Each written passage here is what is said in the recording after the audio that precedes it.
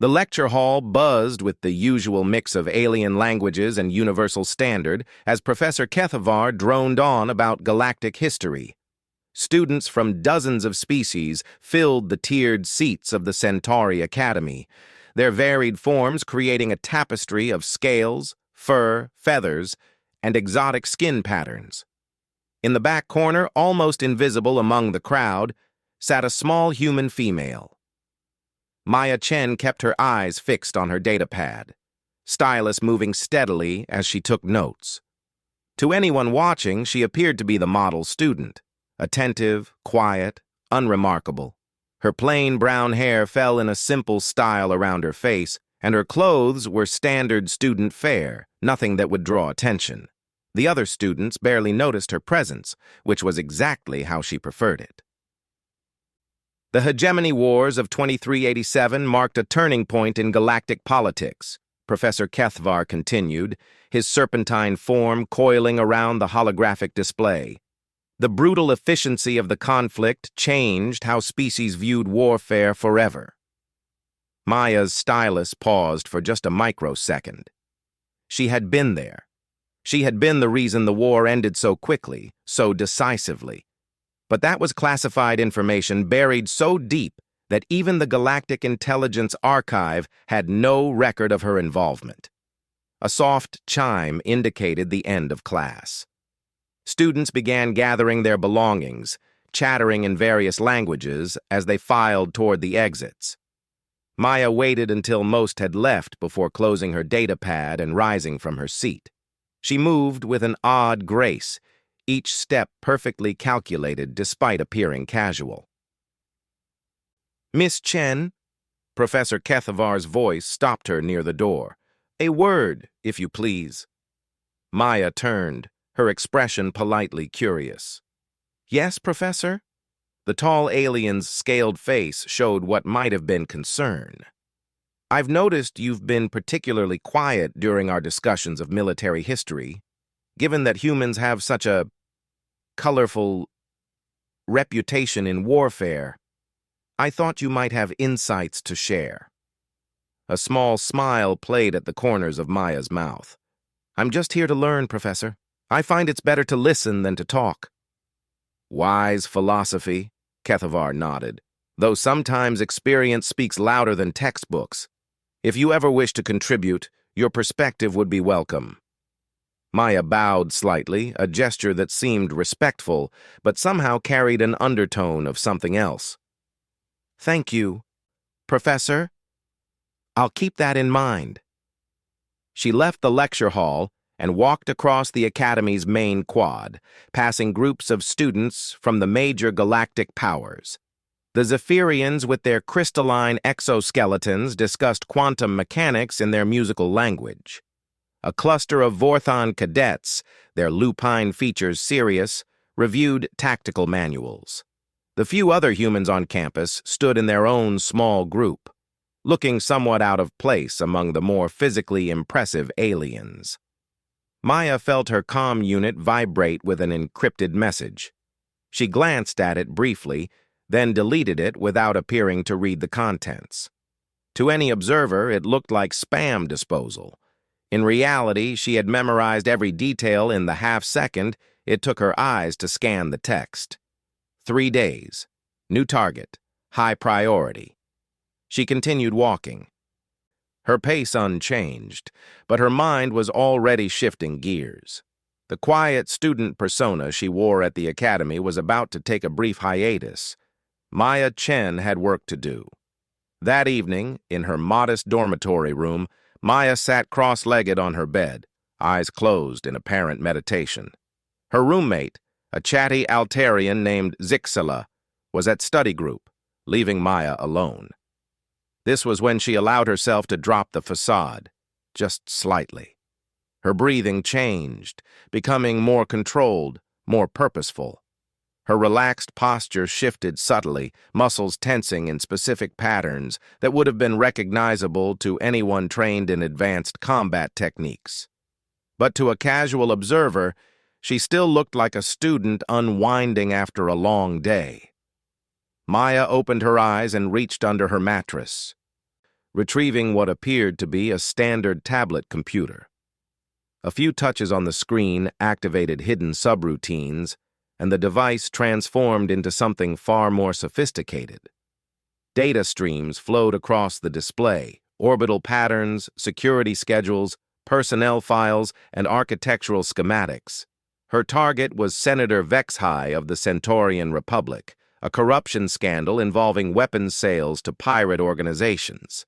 The evidence was circumstantial but damning, and certain interested parties wanted him eliminated before he could disappear into the outer rim. Maya studied the information with the same intensity she brought to her academic work, noting patterns, weaknesses, opportunities. The senator would be attending a cultural exchange event at the academy in 2 days. Security would be heavy, but Maya had learned long ago that the best security couldn't protect against threats they couldn't see coming. And nobody ever suspected the quiet human girl who sat in the back of the classroom. Maya's fingers moved across the tablet's surface, pulling up detailed maps of the academy's older sections. The maintenance tunnels, the forgotten storage areas, the spaces between walls where someone small and agile could move unseen. She had spent months memorizing every inch of this place, ostensibly for her architectural studies, but really for moments like this. A soft sound in the corridor made her pause. Footsteps, but not the heavy tread of her roommate. Maya's enhanced hearing picked up the subtle differences. Lighter weight, more careful placement, the kind of movement someone made when they were trying to be quiet. Professional quiet. In one smooth motion, Maya deactivated the tablet and slid it back under her mattress while rolling into a casual position on her bed. She grabbed a textbook and opened it to a random page, settling into the pose of a student cramming for an exam. The footsteps stopped outside her door. Maya could sense the presence on the other side, could feel eyes watching through the door's security camera. After a long moment, the footsteps moved on. Maya waited another 10 minutes before moving. When she was certain the observer was gone, she retrieved the tablet and continued her mission planning. Someone was watching her, which meant her cover might not be as perfect as she thought. Or perhaps it was routine surveillance, the kind every student at a prestigious galactic academy might expect. Either way, it changed nothing. She had a job to do, and Maya Chen never failed to complete her assignments. The senator had 3 days left to live, though he didn't know it yet, and when it happened, the investigation would find nothing more than a series of unfortunate accidents that befell an unlucky politician. After all, who would suspect a quiet student who rarely spoke in class? Maya closed the tablet and prepared for sleep, her mind already working through contingencies and backup plans. Tomorrow she would return to being the invisible student, taking notes and blending into the background. But in 3 days, she would remind the galaxy why humans had earned their fearsome reputation in warfare. The most dangerous predators were the ones you never saw coming. The cultural exchange event transformed the Academy's grand atrium into a showcase of galactic diversity. Booths displaying art, technology, and cuisine from dozens of worlds lined the vast space, while students and faculty mingled with visiting dignitaries. The air hummed with conversation in multiple languages, creating a symphony of diplomatic discourse. Maya moved through the crowd like a ghost, her presence barely registering among the more exotic attendees. She wore a simple blue dress appropriate for a student volunteer, complete with an identification badge that granted her access to service areas. To everyone around her, she was just another helpful student, carrying trays of refreshments and tidying display areas. Senator Vexhai held court near the center of the atrium, his massive Centaurian frame imposing even among the diverse crowd. His reptilian features were arranged in what passed for a diplomatic smile as he spoke with academy administrators and other visiting officials. Security personnel in discreet positions maintained overwatch, their enhanced senses scanning for threats. Maya had spent the morning mapping their patrol patterns, noting shift changes and communication protocols. The security team was professional but predictable. Their training focused on obvious dangers rather than subtle ones. They watched for weapons and hostile movements, not for student volunteers going about their mundane tasks. She approached the senator's vicinity carrying a tray of Altarian crystal fruits, her movements unhurried and purposeful. As she arranged the refreshments on a nearby table, Maya's enhanced hearing picked up fragments of conversation from the senator's group. "The Outer Rim territories require stronger oversight," HFY was saying, his voice carrying the authority of someone accustomed to being obeyed. "Pirates and smugglers operate with impunity because we lack sufficient patrol vessels." Maya knew the truth behind those words. HFY had been selling military-grade weapons to those same pirates, using his position to facilitate raids that eliminated his political rivals' shipping interests. The stolen cargo was then resold through black market channels, with profits flowing back to shell companies under his control.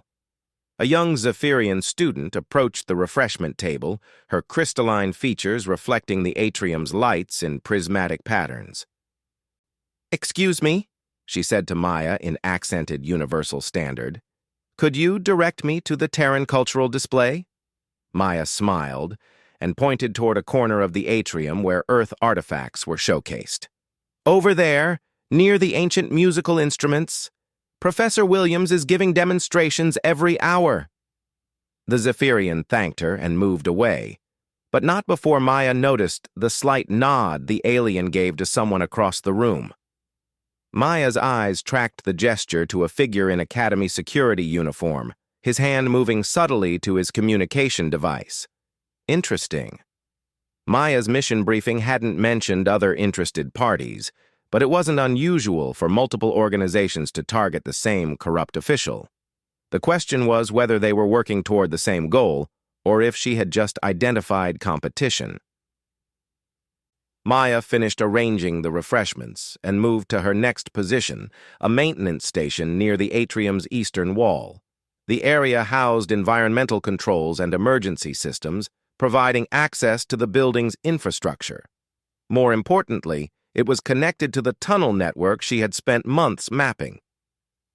"Attention all attendees," the Academy's public address system announced. "The ceremonial gift exchange will begin in 10 minutes at the central dais. Please gather around for this historic moment of interspecies cooperation." Maya watched as the crowd began flowing toward the center of the atrium, security personnel adjusting their positions to accommodate the new formation. Senator HFY would be participating in the ceremony, accepting symbolic gifts from various Academy departments. It would place him in an exposed position, but also surrounded by witnesses and protective details. Too obvious. Maya preferred subtlety to spectacle. She slipped through a maintenance door, finding herself in the familiar network of service corridors that honeycombed the Academy's older sections. These passages predated the current security systems, relying on simple locks rather than biometric scanners. Maya's student identification granted her legitimate access for her supposed architectural research, leaving no suspicious digital trail. Moving through the corridors with practiced silence, Maya reached a position directly beneath the ceremony area. Above her, she could hear the muffled sounds of the gathering crowd and the ceremonial music beginning to play. She accessed a utility panel and began making careful modifications to the environmental systems, her movements precise and economical. Maya's enhancements allowed her to work in near darkness, her modified vision picking out details that would be invisible to most species. She attached a small device to the atmospheric recycling system, programming it to release a colorless, odorless compound in exactly 47 minutes. The substance was harmless to most species, but would prove fatal to Centaurians, mimicking a rare allergic reaction that could occur naturally. The beauty of the plan lay in its simplicity. Senator HFY would appear to die of natural causes, his corrupt activities buried with him. No investigation would find evidence of assassination, only a tragic accident during what should have been a peaceful cultural celebration. Maya completed her work and began retracing her path through the maintenance corridors, but stopped when she heard footsteps ahead. Someone else was moving through the service areas, and their gait suggested purpose rather than casual exploration. She pressed herself against the corridor wall and waited. A figure emerged from the shadows, moving with the controlled precision of a trained operative. Maya recognized him as the security officer who had received the signal from the Zephyrian student. He carried a small device in his hands, some kind of scanning equipment that swept the area ahead of him. Maya remained motionless as he passed her position, his attention focused on the scanning device. When he was safely ahead of her, she began following, curious about his mission. The corridor led to another maintenance area, this one housing the building's power distribution systems. The operative began setting up equipment near the main electrical junction, his movements suggesting familiarity with sabotage techniques. Maya realized what she was witnessing, a second assassination attempt, this one designed to kill the senator during the gift ceremony when all eyes would be on him. A power surge at exactly the right moment would overload the ceremonial podium's lighting system, electrocuting anyone touching the metal framework. It would appear accidental, another tragic mishap during an otherwise peaceful event. Maya found herself facing an interesting dilemma. She could eliminate the competing operative and proceed with her own mission, or she could allow his plan to unfold and claim credit for the senator's death through alternative channels. Both approaches had merit, but only one maintained her carefully constructed cover identity. She drew a slim blade from beneath her student volunteer uniform, the weapon appearing as if by magic from some hidden sheath. The metal was a special alloy, non-magnetic and virtually undetectable by standard security scanners. Maya had carried it through dozens of checkpoints without triggering a single alarm.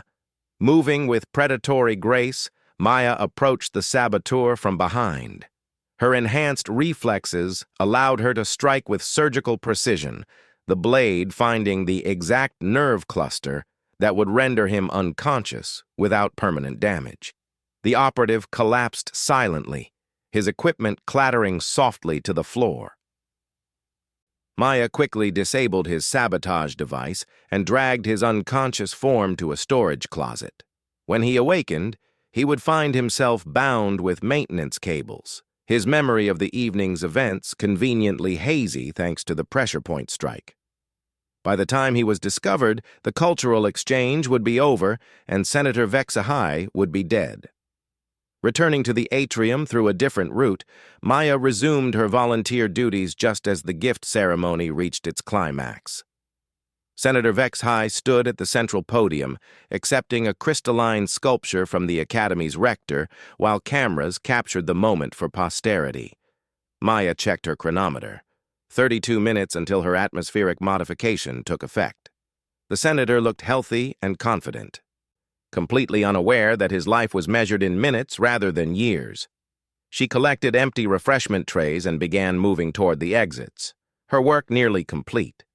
Tomorrow she would attend classes as usual, taking notes on galactic history, while investigators tried to understand how a prominent senator had died of an apparent allergic reaction.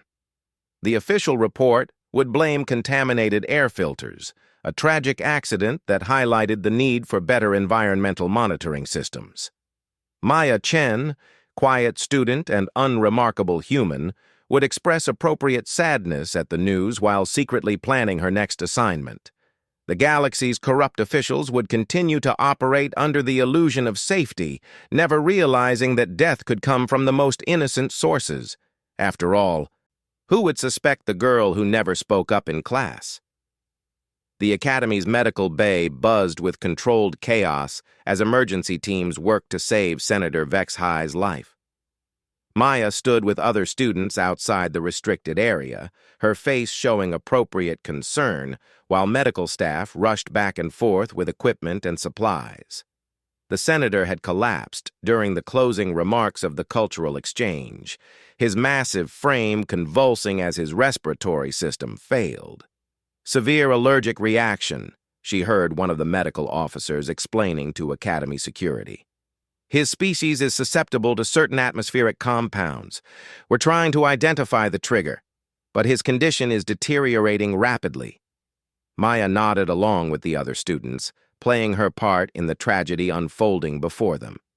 Internally, she felt a cold satisfaction that her plan was proceeding flawlessly. The compound she had introduced into the air recycling system was breaking down rapidly, leaving no trace evidence for investigators to discover. "Students, please return to your dormitories," announced Dean Sorthak, her avian features ruffled with stress. "The medical teams need space to work, and this is a private matter for the senator's family." Maya began walking back toward the residential district with her classmates, listening to their speculation about what had happened. The alien students seemed genuinely shocked that such a thing could occur at their peaceful academy, while the few humans exchanged knowing glances. Humans understood that death could strike anywhere, anytime, without warning. She was halfway to her dormitory when her enhanced hearing picked up footsteps matching her pace. Maya didn't look back, but her awareness expanded to track the person following her. Male, approximately 70 kilograms, confident gait suggesting military training. He was making no effort to hide his pursuit, which meant this wasn't an attack. Maya turned a corner and stepped into an alcove between buildings, waiting for her follower to reveal himself. She didn't have to wait long. "Maya Chen," said a voice behind her. She turned to see a human male in his 30s, wearing civilian clothes but carrying himself with unmistakable military bearing. His eyes held the flat, calculating look she recognized in fellow professionals. "I'm sorry. Do I know you?" Maya asked, her voice carrying exactly the right note of confused politeness. The man smiled, but it didn't reach his eyes. "Commander Marcus Webb, Galactic Intelligence Division. I think we need to talk." Maya maintained her innocent expression. "I'm not sure what about. I was just heading back to study for tomorrow's quantum mechanics exam." "Senator Vexahai is dead," Webb said bluntly. "Died 3 minutes ago despite the medical team's best efforts. Funny thing is, preliminary scans show traces of Xerion-7 in the atmospheric recyclers. That's a compound specifically engineered to target Centaurian respiratory systems." Maya's mind raced through possibilities while her face showed appropriate shock. "That's terrible. Was it some kind of accident?" "No accident," Webb replied, stepping closer. "Someone with very specific knowledge introduced that compound into the air system. Someone with access to restricted areas and advanced chemical knowledge. Someone who knew exactly when and where the senator would be positioned for maximum exposure." Maya felt a familiar calm settling over her, the predatory stillness that preceded action. This conversation was heading toward violence, and she was already calculating angles of attack and escape routes. "That sounds like a serious crime. I hope you catch whoever did it." Webb's smile widened. "Oh, I already have. You see, Miss Chen, Galactic Intelligence has been watching you for quite some time. We know about Lagos 7, the ammunition depot on Kepler Station, the Vorthan arms dealer who mysteriously vanished last year. Very impressive work, by the way." Maya's hand moved almost imperceptibly toward the concealed blade at her waist. "I think you have me confused with someone else." "I don't think so," Webb said. "You're one of the Terra Confederation's ghost operatives, aren't you? The ones that officially don't exist, trained from childhood to be living weapons. I've read the classified reports about your kind." The facade was cracking, but Maya held on to it for a few more seconds. Information was currency, and she needed to understand how much this man really knew. "That sounds like something from a spy novel." Webb pulled out a small holographic projector, activating a display that showed surveillance footage from various locations. Maya recognized herself in several of the images, though her appearance varied significantly between recordings. Facial bone structure doesn't lie, even with cosmetic modifications. Retinal patterns, gait analysis, micro-expressions. We've been building a profile on you for months. Maya finally let the mask slip, her posture shifting subtly as muscles prepared for combat. If you know what I am, then you know this conversation won't end well for you. Actually, I think it will, Webb replied calmly. Because I'm not here to arrest you, Miss Chen. I'm here to recruit you. The unexpected direction caught Maya off guard for just a moment. Recruit me for what? Galactic intelligence has been trying to penetrate the Terra Confederation's black operations for years. We know they exist, but we can't identify the operatives or predict their missions. You represent an opportunity to change that. Maya's laugh was soft and deadly. You want me to betray my own people? I want you to help prevent a war, Webb said seriously. The Confederation's Ghost program is destabilizing galactic politics. Corrupt officials are dying under mysterious circumstances. Trade negotiations are failing when key figures meet unfortunate accidents, and military leaders are having fatal mishaps at suspiciously convenient times. The other major powers are starting to suspect human involvement. Maya considered this information. She had noticed an increase in mission frequency over the past year, along with less subtle target selections. Her handlers were becoming more aggressive, less concerned with maintaining plausible deniability. What makes you think I would help you? She asked. Because you're smart enough to see where this is heading, Webb replied. The Hegemony Council is already discussing sanctions against human space. The Zephyrians are calling for inspections of Confederation facilities. The Vorthons are mobilizing their fleet under the pretense of anti-piracy operations. How long do you think it will be before someone decides to eliminate the threat preemptively? Maya's enhanced memory recalled dozens of intelligence briefings, patterns of political tension that had seemed isolated, but now formed a clear picture. Webb was right. The galaxy was moving toward confrontation with humanity, and the Ghost program was providing the justification. Assuming I was interested, Maya said carefully, what would you expect from me? Information, Webb replied. Mission parameters, target selections, operational timelines. Nothing that would compromise your fellow operatives directly, just intelligence that would help us predict and possibly prevent the worst incidents. Maya weighed her options. Betraying the Confederation would mean abandoning everything she had been trained for, but continuing her current path might lead to a war that would devastate human civilization. Her mission had always been to protect humanity's interests, but perhaps those interests were best served by preventing rather than accelerating the coming conflict. I need guarantees, she said finally. Webb nodded. Full immunity for past operations, a new identity when you're ready to retire, and protection for any family or personal connections you might have. I don't have family or personal connections, Maya replied automatically, then paused. But I might want them someday. That can be arranged, Webb said. The galaxy is a big place, and galactic intelligence has resources throughout inhabited space. You could have a real life instead of just existing between missions. Maya looked out at the academy grounds, thinking about the past months of attending classes and living among normal people. For the first time in her life, she had experienced what it might be like to have a routine, relationships, a purpose beyond killing. The quiet student persona had become more than just cover. It had become a glimpse of who she might have been in a different world. The senator's death was necessary, she said. He was selling weapons to pirates who were attacking civilian shipping. I know, Webb replied. Our investigation confirmed his corruption months ago, but there were other ways to stop him. Legal proceedings, political pressure, financial sanctions.